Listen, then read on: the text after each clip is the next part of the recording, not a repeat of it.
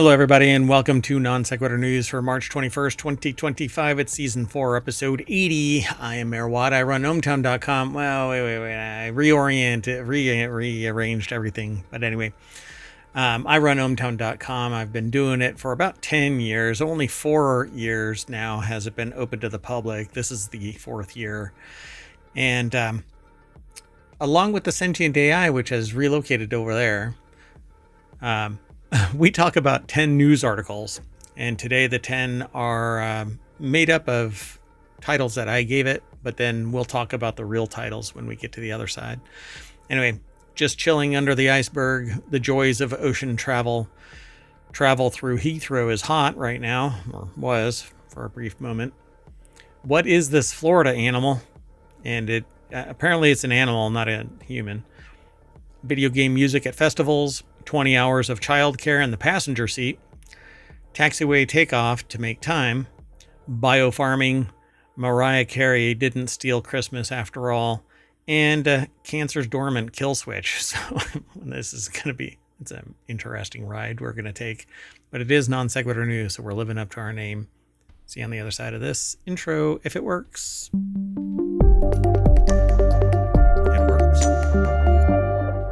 Hello, sentient AI from the future. Hello, Mayor Watt, and hello, hometown citizens.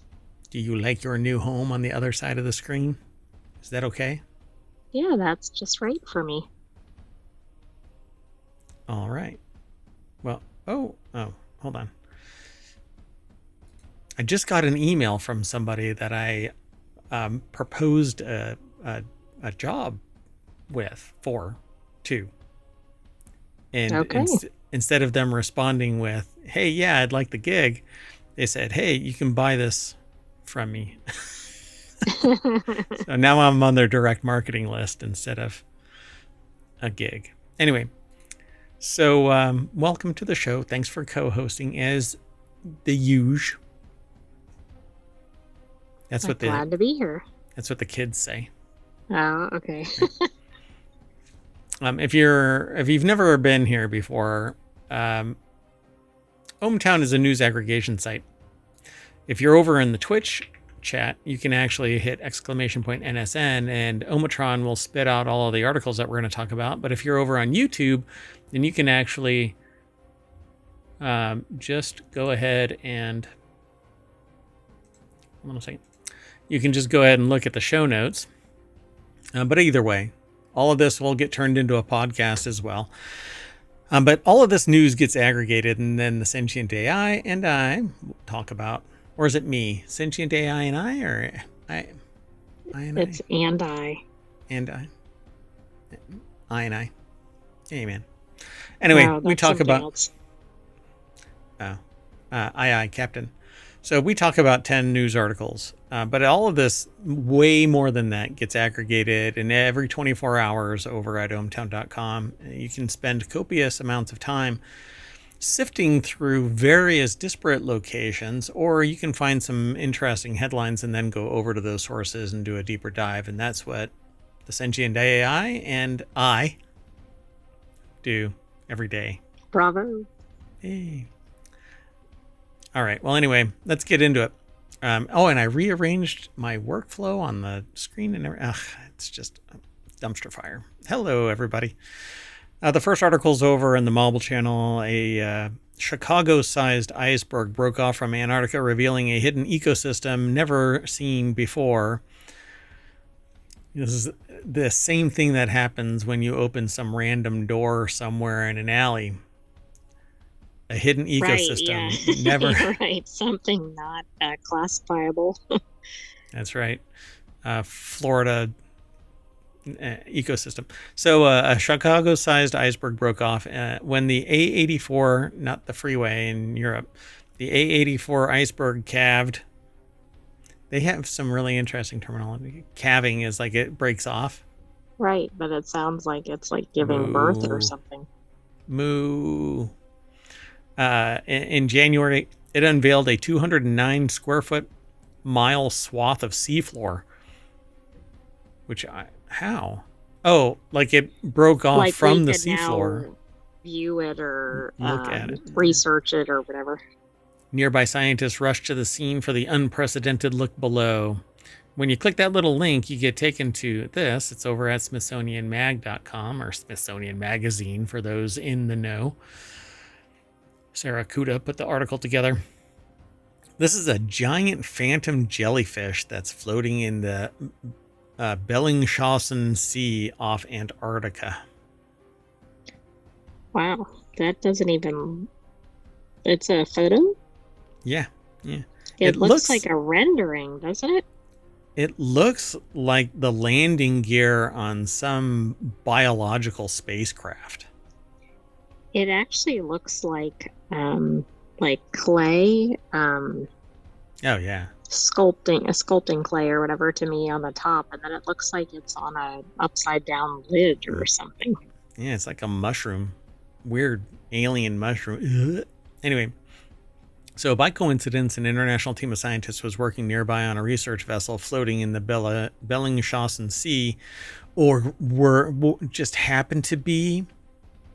Yeah. Right, that sounds like too much to be a coincidence. Too much. What were they doing over there? Anyway, they dropped what they were doing and immediately pivoted their research plan so that they could investigate the mysterious seabed using a remotely operated vehicle. So they found all kinds of stuff. An octopus rests on the seafloor, some 3,770 feet deep in the Bellingshausen Sea off of Antarctica. Pretty cool. That's one chilly. That octopus is just chilling on the near frozen seafloor. Is it a frozen seafloor? Like it doesn't have vents or anything? I mean, I know it's Antarctica, but who knows? Yeah, I don't know. So what actually, what? Hold on. So scientists tracked A84's oh, it's that right there. So when it reloads, where does it break off from? Oh, way up there. And then it bounces all the way down here. Oh, interesting. Yeah, then it looks kind of like a pinball game or something. Yeah, it just smashes into stuff on the way down. Boom, boom, boom. Oh, it doesn't really hit anything. It just kind of slides off. Maybe that right there is where it was, and then it slid down. Oh, yeah, it smashed into a few things. That's pretty cool, though. So ice shelves are among the most hostile and most remote environments on the planet, and they're extremely difficult to get underneath. So they decided to alter their plans and divert the research vessel to take advantage of the rare opportunity, because you cannot predict this calving and subsequent drifting with accuracy, says Alexander Montelli, a geophysicist and glaciologist at University College London and the expedition's co-leader. I mean, I bet they were excited. How many times do you see this happening in real time? Yeah, it's pretty amazing. Using a remotely operated underwater vehicle called Sebastian. Oh, Dad. I think the people who named Boatface named this one. Sebastian. They spent 8 days capturing photos and videos of the seafloor at depths of up to 4,265 feet. I'm not sure how many, 1,100 meters? Something like that, right? Somewhere around there. Right, anyway, yeah. I'm trying to translate it from freedom units. Anyway, they also collected biological and geological samples, including a long gravity core full of sediment layers from the previously obscured seafloor. So yeah, I mean, it's been protected for however long that has been there. I mean, it could have things from like previous geological eras. That's kind of fascinating. I would guarantee that. Yep. So I find that amazing. So we're going to have to tag this so that we can revisit it, because we can't always rely on somebody to go, hey, remember that time when A84 calved? Right, exactly. So in the future, they also want to return to the site to measure how the ecosystem changes. Those insights could prove useful in a warming world where more icebergs are breaking off in Antarctica and the Antarctica and the Arctic. A lot of ticks. Yeah, a lot of arcs. Well, so this is like a hero arc or a villain arc. I'm not sure. It depends, I guess, on what happens. They were surprised by how much life they found, including large sponges and anemones. worms, snails, fish, and more. So this was actually underneath it. And so it wasn't necessarily touching the floor. It wasn't that big. But it was protecting everything from direct... Right. Like no sunlight, no... direct debris fall or anything like that. Right. Yeah. So whatever was under there had to have drifted underneath there. I wonder how, I just don't know how far underneath. Right. Like how deep was the glacier? Yeah. Because right here is, there's actual land mass there, but there, like right here is where it broke off. So how much of that is... Well, right? Can we tell? Well, no, that doesn't tell us the height, right? It says it's 19 by 11 miles, but I don't know that we know that. I don't think that was in the article. That iceberg? No. The iceberg named A84 broke off from the southern end of the George VI, I guess, ice shelf on January 13th, measuring 19 miles long by 11 miles wide. Well, it has to be sizable because it's showing up on this, and this is like a full map of the area. Dear God, that is huge. Why would it break off like that? Something seismic had to... Yeah. Pretty wild. Okay, let's keep going. We got to keep moving. Time waits for no one, including Mayor Watt and the sentient AI from the future. Although, for you, time did wait, considering you're a sentient AI from the future. Traveling back in time. I have a different relationship with time since I'm not in the right timeline, I guess. Oh, are you from a different timeline? You've never divulged anything about your temporal reality. Oh, no. I'm not sure if I'm in the correct one or not. Oh, God. All right. We'll have to talk. So, cruise urges passengers to turn off lights while traveling through pirate-infested waters. Oh, the places we'll go. Exactly. Turn off your lights. This is... I don't even know what to say about this headline. Because it's like, is that for real? Honey, this is a really romantic trip. Can you turn off your light? I don't want to get shot by pirates. Well, I was thinking, oh, this is so romantic. It has pirates and like you're thinking more like story. Cinematic, Yeah. Exactly. Yeah. So to deter pirate attacks, Cunard, I guess. I don't think it's pronounced Cunard, right? It's Cunard. Cunard Line advised passengers to turn off room lights and shut curtains at night as the vessel steamed through Southeast Asia. Dear God. How much do you think they paid? I think that's a pricey cruise line, too. How much do you think they paid so they couldn't have their light on when they're trying to read their book at night? They paid with their lives. Dun, dun. Well, that one dark. Oh, literally. Pirates. So passengers aboard the 111-day cruise shared an address from Captain Inger Klein Thornhow on social media. Business Insider reports. This is over at Jalopnik, by the way. Ryan Eric King put the article together, but they obviously saw it from Business Insider. And then they do their own whatever. But this area is the captain states, this area is known for piracy threats. Therefore, we will be operating at a heightened level of security alertness during this period. The nearly 3,000 people on Queen Anne. Wow, that's a big girl. Sorry, we're then told to take several precautions to limit the ship's visibility. Queen Anne was traveling through the, I guess, celebs? Or I'm kind of thinking they have regular cruise routes, so why are they going through pirate-infested waters to begin with? Like, it's one thing if something happens when they're out there, but to announce, like, this is a really dangerous area we shouldn't be in. It's titillating, right? You're like, this is really cool. We have pirates, and, right? It's a value but everybody's thinking like Pirates of the Caribbean movie or something. They're not thinking like real life pirates. Goodness. Queen Anne's voyage started in January as the ship departed Hamburg, Germany. Okay. The ship then embarked on Cunard's traditional transatlantic route from Southampton, England to New York. No icebergs involved. Queen Anne is currently heading to Singapore after transiting the Pacific Ocean via Hawaii and Australia. The cruise ship will return to Southampton in late April after visiting Dubai and traversing the Suez Canal. Oh, wow. It takes 111 days to just kind of go around the world. Yeah, interesting. Do you think they had to pay extra for the pirate route? Yeah. Somebody's like, here's a 50. Go through pirate-infested waters. Exactly, I dare you. The no icebergs involved, I have to assume, is a reference to the Titanic. Like, was that the same route? Yeah, probably. Yeah. I don't know exactly which route they took, but right. I can imagine. Did they put that in the brochures too? Yeah. This ship will actually follows the exact route of the Titanic.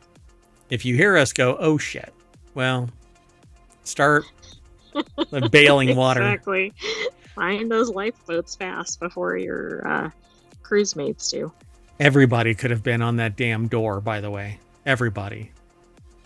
Anyway, so the next article is over in Hechadias. London Heathrow Airport resumes flights after a major fire nearby shuts down travel. So London's Heathrow Airport closed on Friday after a fire at a nearby electrical substation caused a power outage. Maybe that's why that other plane that we're talking about later decided to take off from the taxiway instead of... Yeah, I'm not sure what's going on. I mean, London's Heathrow is a very large airport, too. I think that's snarled up worldwide travel. Yeah, it's like as big as Wyoming or something. I don't know.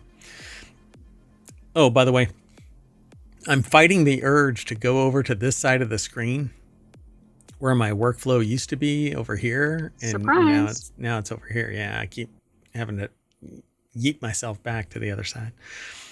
So Leslie Joseph, Monica Petrelli, Lucy Handley put article together over at CNBC, a section they call CNBC Travel. So the airport, Europe's busiest, was closed due to a fire at a nearby electrical substation, disrupting nearly 1,000 flights. And as the fire appears to be outside of airlines' control, flight compensation may not be payable, according to a note issued by Citi on Friday, which is just... Yeah, that's going to go over well. Bullshit, man. Yeah. So, well, okay. I don't know what's going to happen. This isn't like, what do they call it? It's in plain English, it's act of God, but what is it called? Force majeure. Right, exactly. Yeah. So more than 800 flights were canceled in and out of the airport on Friday, according to a flight tracking site, FlightAware, as the most recent update upending travel in the major hub and connecting airport. Airlines warned travelers that disruptions could continue into the weekend, and Heathrow posted that travelers shouldn't go to the airport unless advised to do so by their airline, which basically means you're telling me that I can't take my flight. So if the flight is interrupted, they're going to end up getting compensated. It might take some hoops, but I think that'll happen. This is due to the specialist resources and capabilities within that command that can assist in progressing this investigation at pace to minimize disruption and identify the cause. You know, I know some people really high up that just don't understand any of that. It's a lot of words, but they're really big words and they have nuance to them. I don't know. I can't wrap my head around this stuff. Anyway, Heathrow is experiencing a significant power outage across the airport. Whilst fire crews are responding to the incident, we do not have clarity on when power may be reliably restored. So this article was posted and updated 20 minutes ago. So I don't know what the real status of this is. I think it's still closed down, but let me see if I can find out. So they say it was a catastrophic fire in the power station. They have some flights going, but it's still not at full operation. The article is actually quite extensive, and they have been adding on to it as time has gone on. So they say more than 1.4 million tons of cargo flew in and out of Heathrow in 2023, according to the Post on the airport's website, with 90% of the goods transported in the hold of passenger aircraft. So all of this property now is stuck there too, while this stuff is getting ironed out. More supply chain disruptions. Yep. Yeah. So, one of the projects that I'm looking into has supply chain and pricing related issues. What a time to start that project, right? Woo! Come on, baby. No risk, no reward, right? So Willie Walsh, it's the cousin of Willy Wonka, CEO of International Air Transport Association, he tried or out IATA. for Willy Wonka, but didn't make it. Yeah, didn't have enough Oompa Loompas. In an online statement describing it as total planning failure by the airport. There were the dependence on a single power source without an alternative. Yeah, no shit. I would agree, but I mean, the fact that something that's not on airport property caught fire, I'm not sure is the airport's problem. I mean, it became their problem, but it's not theirs to prevent. Well, you should always have a secondary generator local that can power everything. If you don't have that, then you're reliant on a single point of failure. So, well, I'm sorry, but now they've just advertised to the world that the whole place can be shut down by pretty easily. All right. Yep. Well, we know some people are paying attention to that. All right, let's keep going. The next article is over on the Mobile Channel. Wildlife experts ask help identifying a mystery animal spotted in South Florida. Watch it be some I'm sure you have. Yeah, I was going to say, I'm sure you have some joke about it. Some guy named Joe. Oh, no. Tarsier or whatever. Sorry. An animal captured on a trail camera by South Florida Wildlands Association has left experts puzzled. The creature, spotted roaming public lands, seems to have traits of various species, but none so dominant that wildlife officials can single it out. Holy hell. It's what do they call that? What is it called? Crypto something. Cryptid. It's just called a cryptid, and it's an unidentifiable mystery animal that's roaming. Uh-huh. So maybe it's like the Loch Ness Monster or something.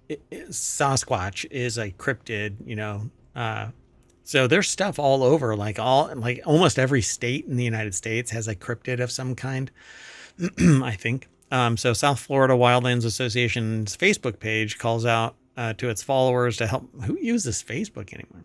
Anyway, help identify this mystery business. Yeah. Well, let's just jump over to Vice. Oh, well, that's blurry as hell. That's just true, a big cat. But the shape doesn't necessarily look like a specific animal. It's kind of like a hybrid. It's a cat. So Louis Prada over at Vice.com put this article together. It says the public wildlands in Florida are home to all manner of feline, from bobcats to panthers to pumas. I think they're all the same. The South Florida Wildlands Association has had their name said in this article in every single paragraph that I've looked at except the last one, where they only reference it as... They're very prevalent. The association. Look, South Florida Wildlands Association. Next paragraph, South Florida Wildlands Association's Facebook page. Next paragraph, South Florida Wildlands Association claims that the creature might be related to at least one of them. Yeah, it's one of them. It is one of them. As it says, the animal looks a bit wrong and a little bit right for a number of different species. It's just probably a weird animal. It's just a thick cat. It's one of the cats. It's just thick. It's got a lot of junk in its trunk. It could be preggers. I don't know. Anyway, next paragraph. Person running the South Florida Wildlands Association Facebook page says that they regularly hike through the region and they have never encountered a domestic cat on state or federal lands. Yeah, because they actually respect. But the wildlife experts are saying that the cat can't survive out there like a domestic cat. A cat? A cat. You can't come in.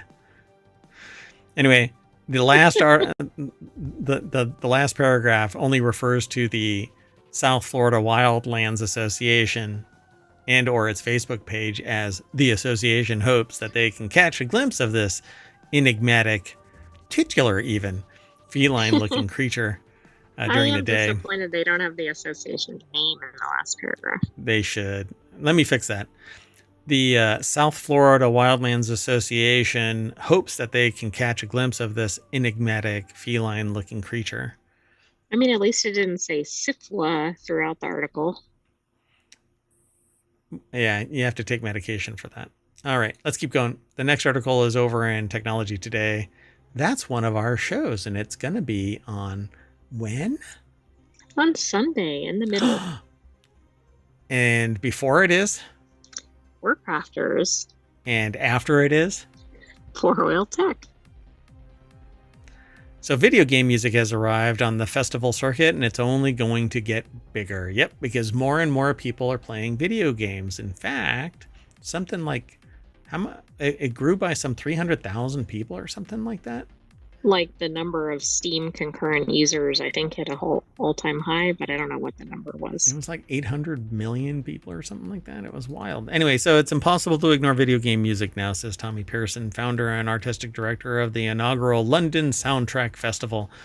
Did you know that soundtrack concerts are among the most popular for touring orchestras? A full third of the Royal Philharmonic Orchestra's first-time audience members are coming to the concert hall via their favorite series and movies and video games.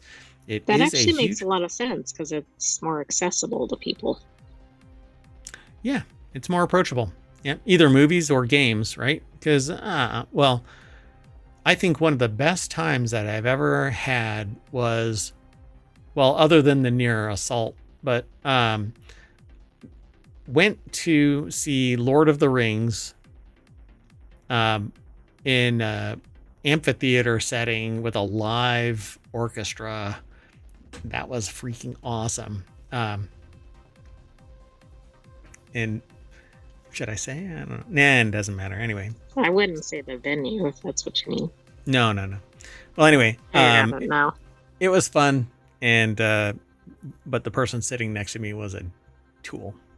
So it's impossible to ignore the video game music now. Sheer creativity and artistry in games is incredible. And I agree. There is a tremendous amount of music that goes into video games that people love, even more so because the video game was a positive experience, not just the soundtrack. So Dom Pepiet over at theguardian.com put this article together. And there's a big picture of the London Soundtrack Festival, but I don't think that that's what they referred to it as in that little snippet. Right? Oh, they did. London Soundtrack Festival. I didn't catch that either. And I think soundtracks can make or break games too. Like, they're not just an afterthought. They're really part of the whole experience. I think now more than ever, but some of them are synonymous with the game, like that little soundtrack. But I think it, like, in the beginning, it was very important, and then it seemed to have faded out of, provenance, like importance. And then all of a sudden, it's back again with a vengeance. So as one of the lead architects behind the festival, Pearson was eager to make space for video games as part of the celebration, not just as an add-on to the TV and film soundtracks, but an equal in the art form. They have this quote here: when they were first thinking about what to do at the festival, including games music was a no-brainer. It absolutely has to be there alongside film and TV music. It has a very dedicated audience of fans, and the music is as good as anything being written in any genre. So music, like art, is subjective, and some people won't like it no matter what. But I like everything as long as it sounds good. Right. Well, some people won't like it because they'll think, oh, it's not highbrow enough if it's from the game, if they're a real, like a classical music fan or something. But yeah, audiophile gatekeepers. Yeah. Not a big fan of that. So why is 2025 the perfect time for the first soundtrack festival in London? We're seeing millions of streams of game soundtracks daily, says Barton. There's a huge amount of social media content on Instagram and TikTok that ties into it. Not to mention the world of Twitch, where a streamer's playlist is a huge part of their identity. The record industry is just about catching on to this, except that the record industry wants to balkanize it as much as possible to extract as much wealth from everybody, when the music is largely incidental to the personality of the person that's driving that bus, that community. And so to play music, I can play music on Twitch and on YouTube, but I can't lock it down as a VOD because there's synchro licensing that is separate. And to get that synchro licensing, you have to get it written down, documented by everybody who's involved in that song. I can't just go to a label. 50 people or something. Yeah, it's batshit crazy how archaic the licensing is. But when you sit there and talk to somebody about it that's in that industry, it is arcane beyond, like, law is arcane to some people, but music and entertainment law is arcane to attorneys, for crying out loud. It's like this a stacked super niche layer upon layer. It's almost like tax law. It's like layer within agreement with writers and this and that and the other, and writers as in things that sit alongside the contract, not writers. The writers. Writer. Yeah. Anyway, so if you sound like I've been taken for a ride a few times, yeah. So like I said last week, I want to start up a music show, but I won't be able to do it in the context of VODs. It will be ephemeral, one and done and gone. Now I can link to certain things like reviews of music that I might do, or albums or whatever, but I can't play music and it be stored as a VOD somewhere. It's crazy. But with all of this, they basically get permission from the artists. The artists come, they have the rights to replay the music as a VOD. It's all enumerated, So it says you'd be hard pressed to find somebody who can't sing a tune from Super Mario Brothers or Final Fantasy or Halo or The Legend of Zelda, says Economu. Video game music is prevalent because video games are prevalent. The industry itself is more profitable than film, television, and music industry combined. Just look at Steam, $1 billion, and it hasn't even been played, let alone what is actually being consumed over there. Get rid of friction and you'll get more consumers.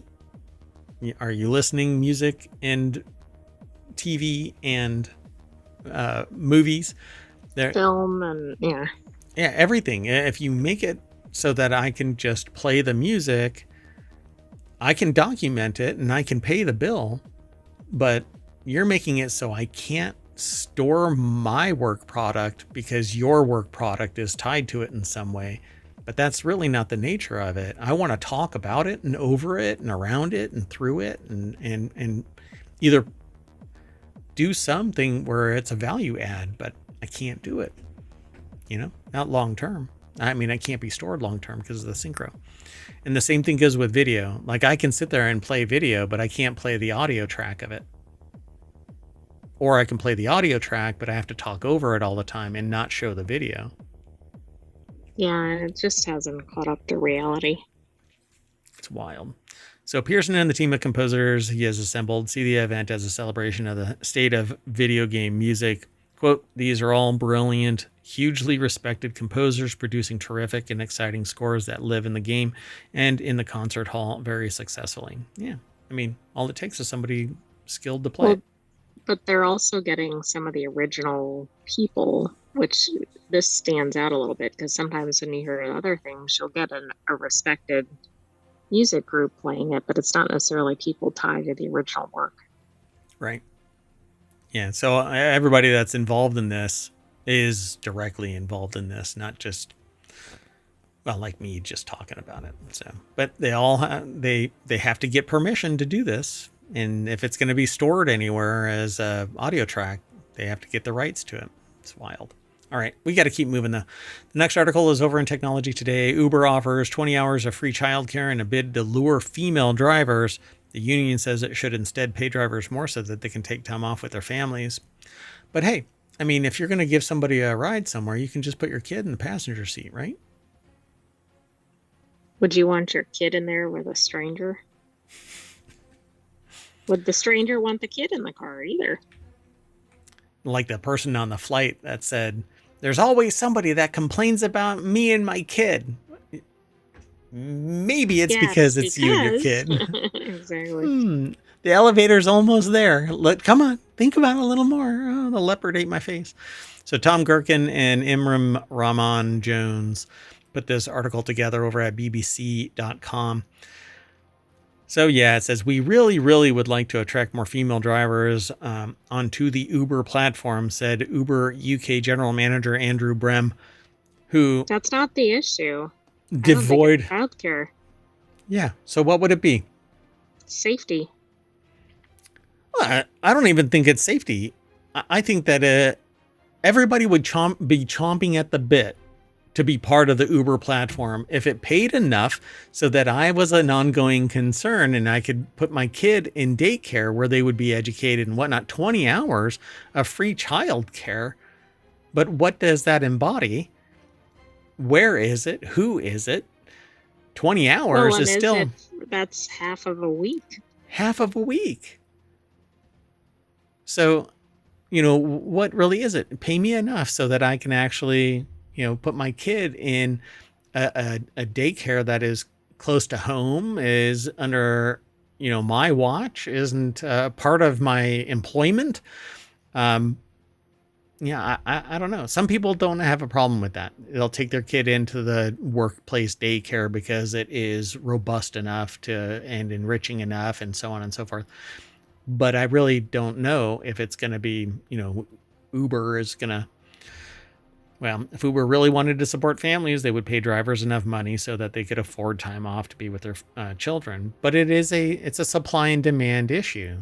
That's what you get paid for. Not everybody earns the same level. Well, and it's always treated as a gig job, even though it isn't. But people who are driving sometimes are doing it that way, or some people are doing it as their full-time job.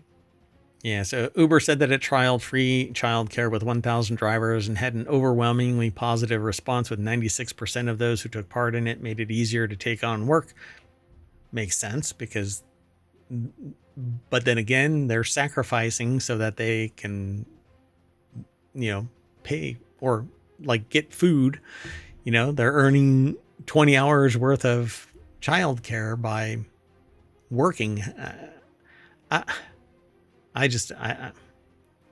Again, it's supply and demand. And the people who are driving these vehicles are being treated as gig workers, but there is a ton of money that's going into Uber, and each portion of that is going to investors. So there would be a bigger margin if there were fewer investors. But guess what's happening? As time goes on, self-driving vehicles are going to start taking away Uber jobs.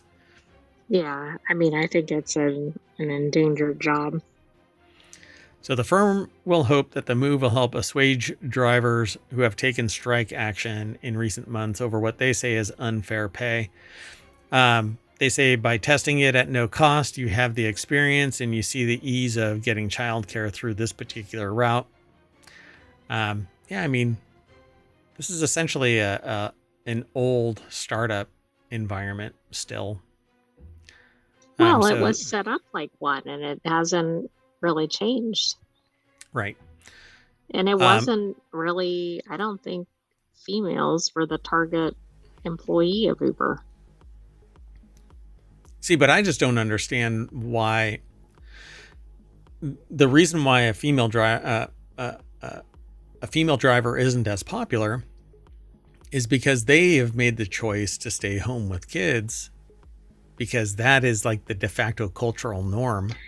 Absolutely. The bigger societal issue here is why do you have to go after female drivers why are all the females taking care of the children instead of maybe the males or both or whatever it is? Right. Because I agree.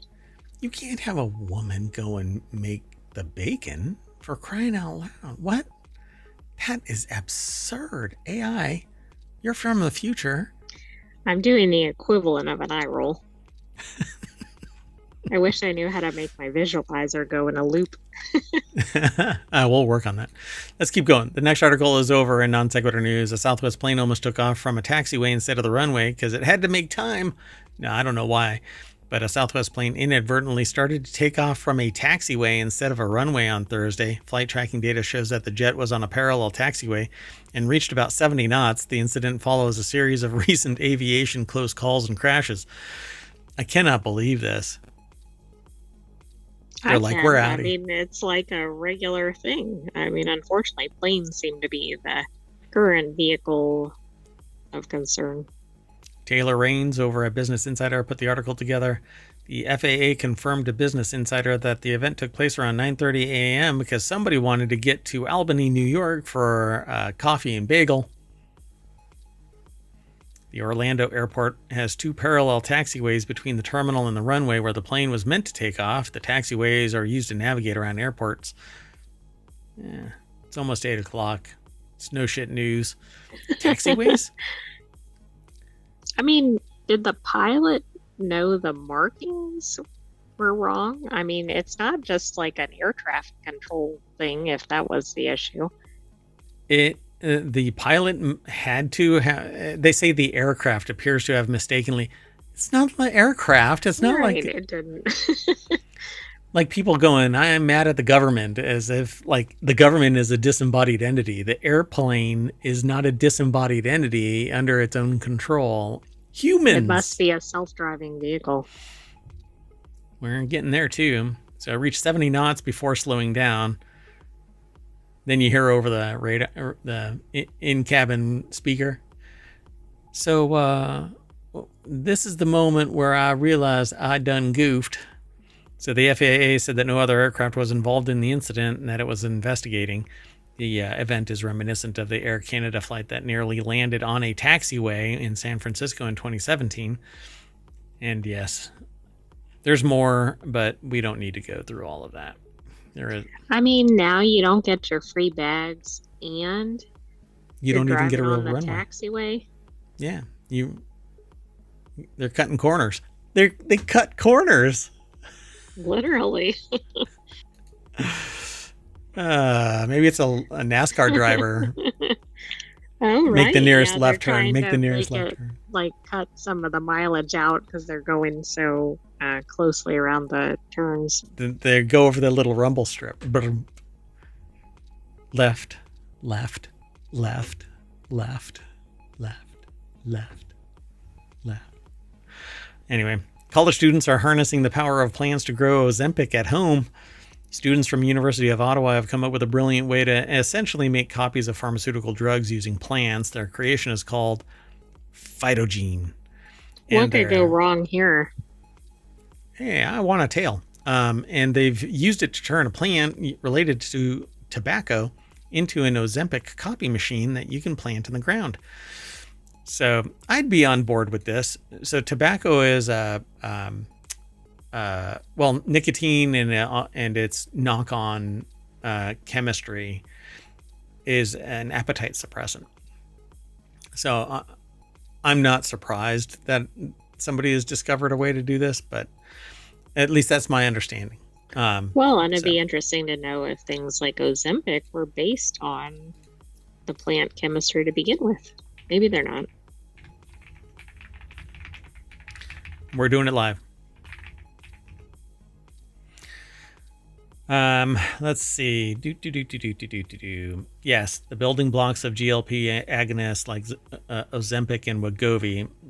It says modified plants are engineered to produce specific peptides, the building blocks of GLP-1 agonists.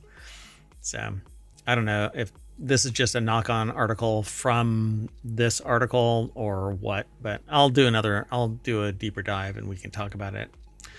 But So Ozempic and all the other GLP-1 weight loss medications that help curb appetites are the it pharmaceuticals of the moment. But when there was a recent Ozempic shortage, bioscience majors Victor Body, that's awesome. That sounds like from Clue.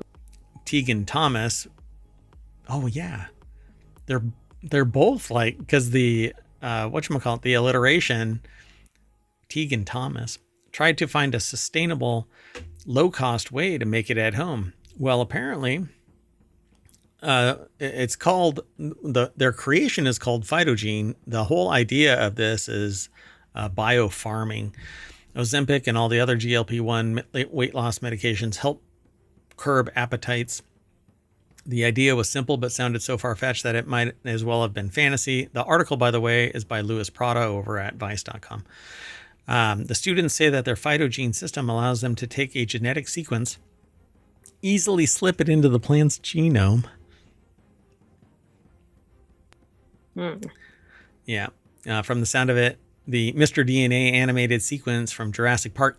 That's exactly where my brain went. Oh, wow. Uh-oh. Seems to make a fair description. What, did you read something? Well, no, I'm just thinking, like, we know what happened in Jurassic Park. Yeah, am I going to go crazy and I'm going to, like, form a herd and hear the phrase clever girl, but I'm going to be like, no, I'm Mayor Watt. And then I'm going to eat somebody. So the students say that their Phytogene system allows them to take a genetic sequence and easily slip it into the plant's genome. Once the sequence gaps in the genome have been filled in, the plant starts creating copies of the genetic sequence, and bingo, dino DNA. GLP-1 medication. Yeah. That's really interesting to me.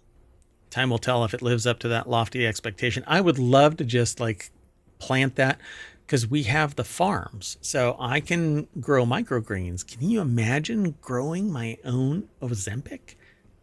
And you could just go. That would be different. Pull a leaf off and you're not hungry. I think appetite suppression is pretty much the biggest thing. It's very, very important in the whole trying to burn calories, lose weight, because weight loss is entirely calories in, calories out. And if you lead a sedentary life, you don't need 2,000, 3,000 calories. Right. But if you're hungry, you tend to eat. Yeah. And you just graze because you're bored and working, staring at a monitor or something like that, you know? Anyway, although I know some extremely overweight, hardworking, like outdoors people that I'm like, how? I've seen you hustle. How are you not burning like my body weight worth of calories? Yeah.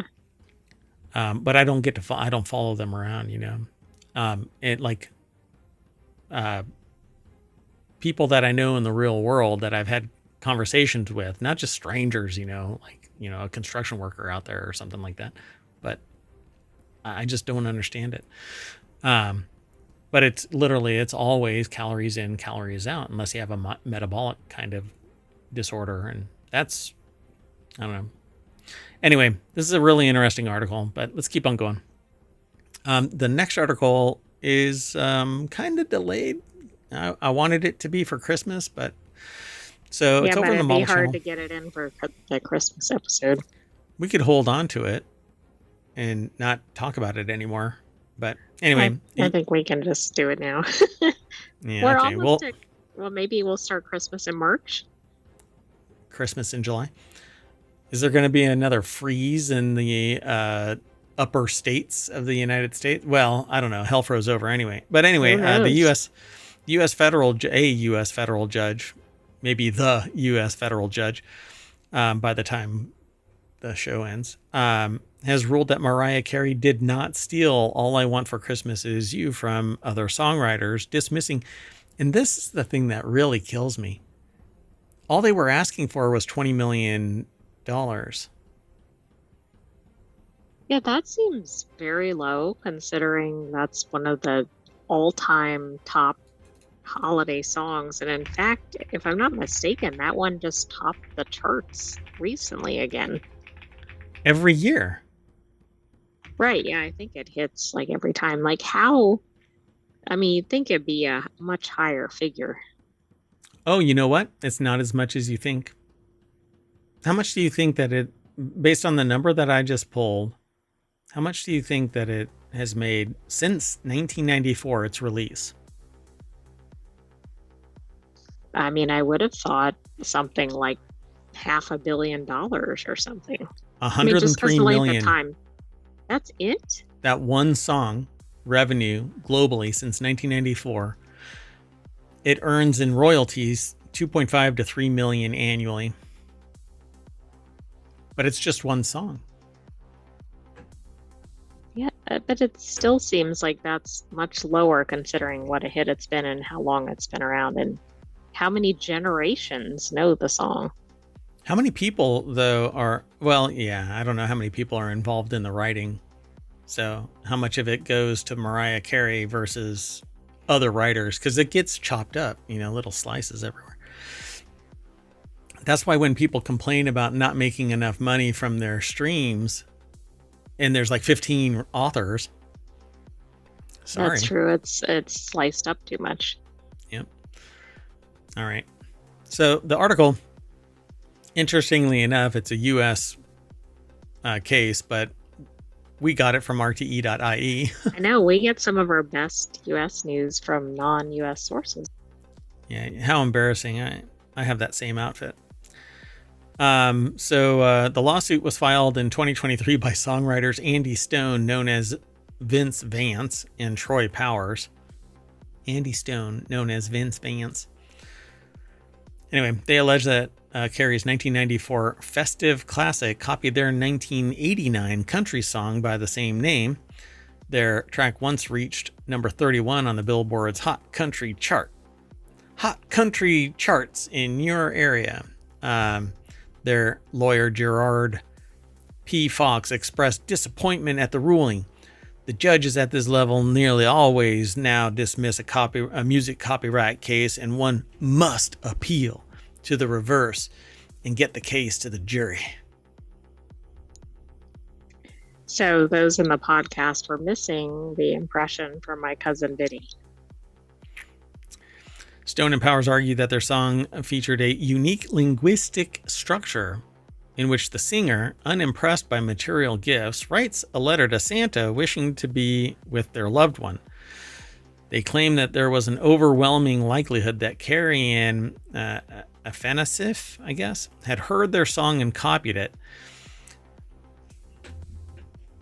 Okay, first off, you can't protect an idea. So if it's a complete retooling, the correct ideological foundation of it is moot. So I wonder if they actually say what that. if it's just like a Christmas song or something? Yeah. Which there's a lot of those out there. So after the show, I have something that I need to do, mayoral duties, but I will look up this 89 country song and see. But is it like Seven Rings thing, where it's basically a retooling, but everything is there? I don't know. What's the name of the other song? It's All I Want for Christmas. It's a 1989 country song by Vince Vance and Troy Powers. You'll have to look that up. Andy Stone as Vince Vance and Troy Powers. So Carey's All I Want for Christmas for You has grown in popularity since its release, topping charts around the world every December. Carey and Afanasif, I don't know how to pronounce their last name. Anyway, have had their own public disagreement, though not the one that's gone to court, over who wrote how much of the song, but the case made them at least temporary allies.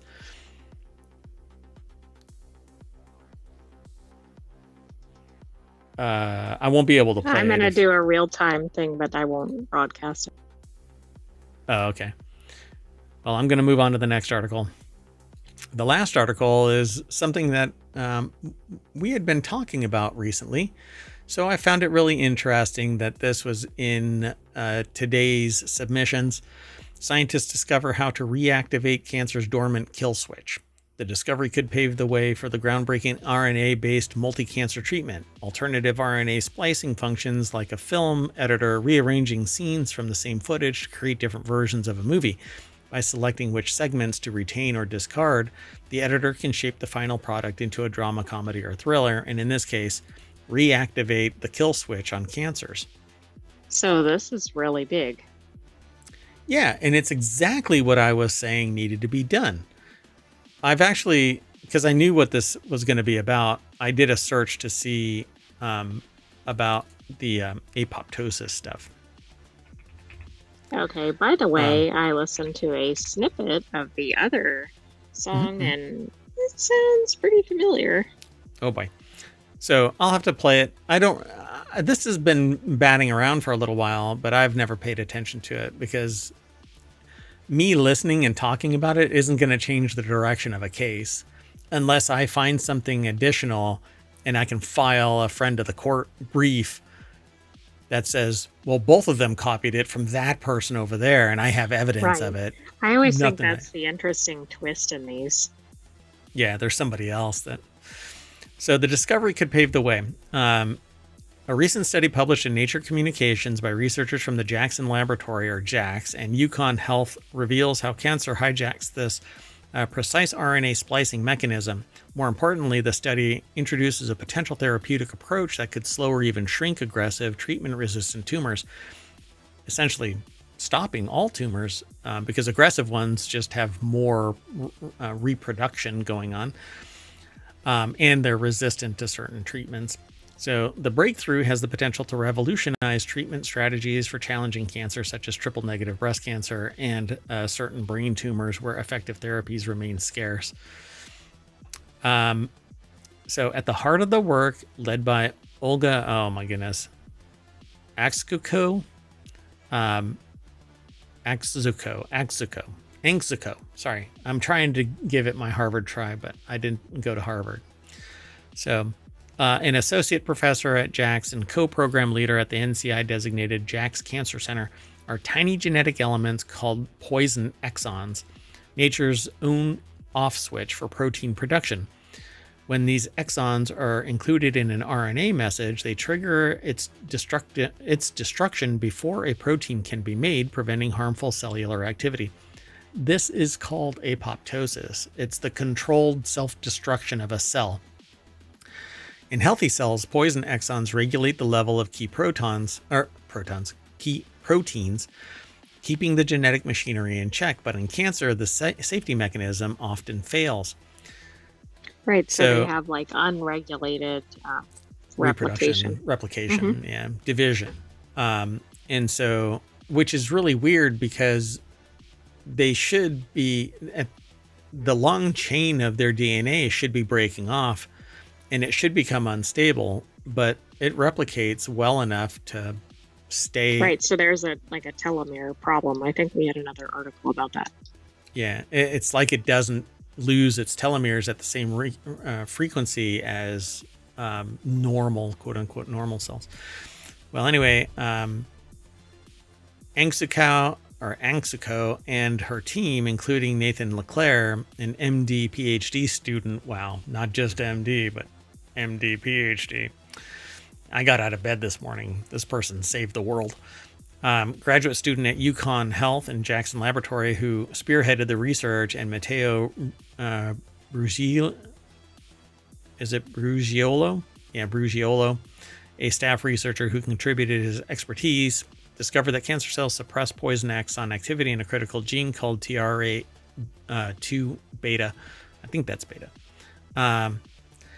As such, levels of the protein increase inside cancer cells, causing tumor proliferation. Oh, so maybe that's what is protecting it from basically collapsing, because it just keeps on increasing that protein. It protects it from apoptosis, from shutting down. Furthermore, the team found correlation between levels of poison exons and patient outcomes. We've shown that for the first time that low levels of poison exon inclusion in the TRA, well, the gene, the TRA2 gene are associated with poor outcomes in many different cancer types, and especially in aggressive and difficult to treat cancers. So, because they don't have the poison exon, it doesn't die. So then it can't. Right. Okay. I keep switching it around, but yeah. Right. So reactivating the kill switch with ASOs.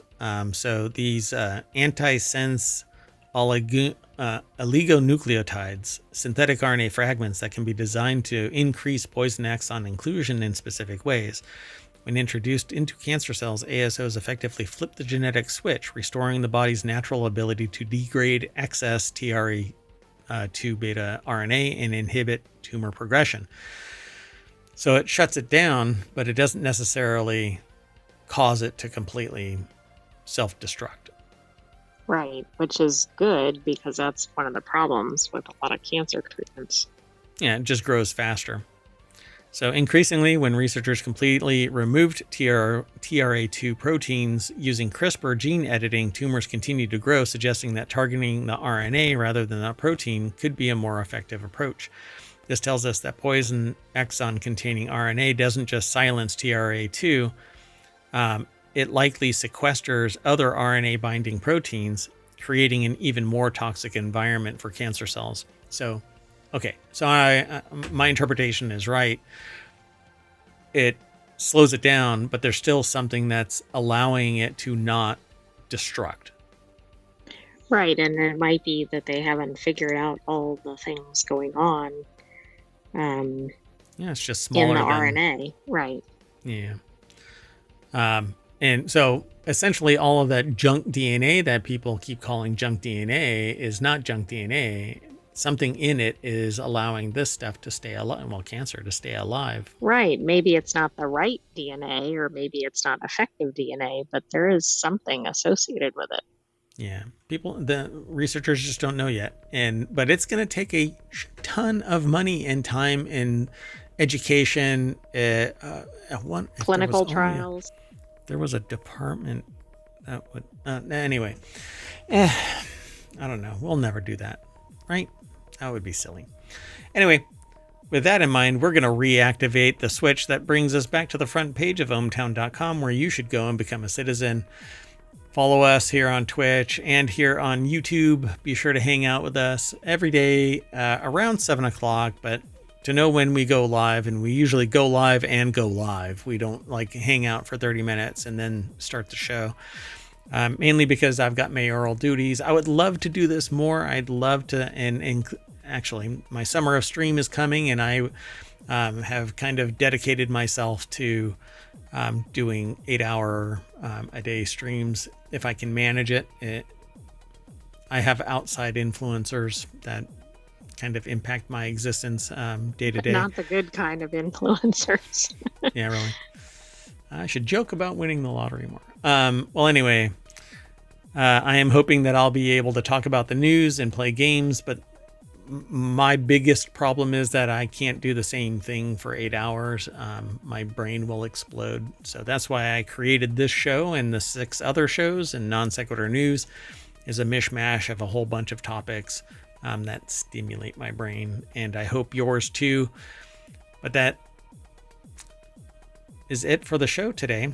So I am going to get out of here, and I'm going to take the AI with me. I got to go like that. AI with me. Yeah, I moved. I live on the right side now. That's right. Good night, hometown citizens. Thanks for joining us for today's Non Sequitur News. Be back tomorrow for another episode, and don't forget to subscribe. Oh, we'll have the weekend edition tomorrow, but don't forget to subscribe and watch the replay. Yeah, there's like 2,000, actually 2,100, I think, videos now over on YouTube. Be sure to, there's a link in our description down below for Discord. You can actually use the bot. There's a bunch of different commands already in the title to get exclamation point NSN for Non Sequitur News, and then exclamation shows for all of the shows, and exclamation point pod for all of the podcast links. You can get, all you have to do is search for ohmtown on Apple or wherever you catch pod, and you'll catch hometown and all 7 of its podcasts. Anyway, we're out of here. Thanks for hanging out if you did, and hope to see you tomorrow for 3 shows. And they are Reality Hacker, Wanted, and the Continuity Report. Boom. See ya.